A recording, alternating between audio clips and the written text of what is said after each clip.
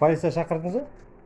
Я разговариваю на русском языке, на казахском меня не учили. Сейчас я позвоню 112, я не могу не звониться для участкового.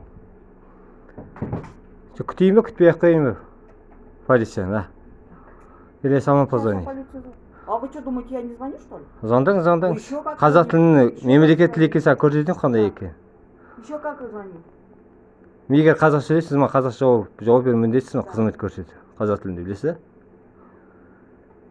Я уже 2 участковым позвонила, никто трубку не берет. Один совходит, другой не берет. Так что вы что думаете? Просто так, что ли, стоит? Мен түсінбеймін осы.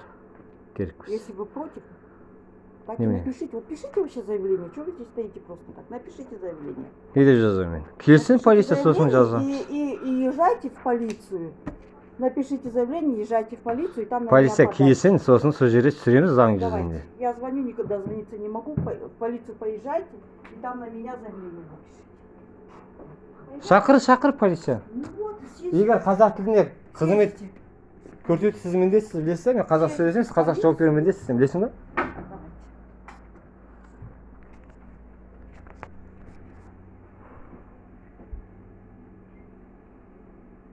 Так, я вас тоже сниму.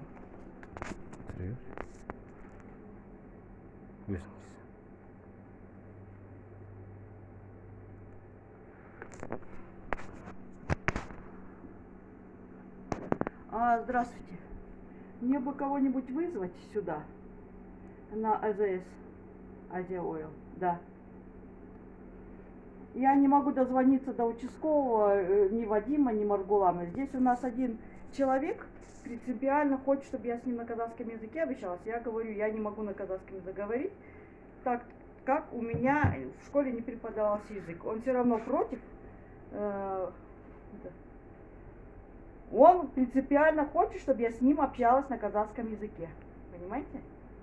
Принципиально, да. Поэтому, пожалуйста, приедьте кто-нибудь и пообщайтесь с ним. Моя Арусланова. Татьяна Павловна. Угу. Батакара. Местная. Курмангаз 15 лет.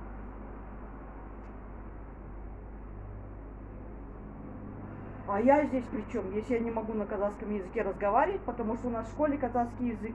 Ну и пусть он заявление на меня пишет, что хочет, то и делать, мне какая разница. Разберитесь с ним, поговорите на казахском языке, если он так сильно хочет. Азия Ойл. Потому что мне нужно работать, он мне мешает работать. Давайте. Сейчас приеду. Не переживайте. Сейчас приеду. Сейчас приеду.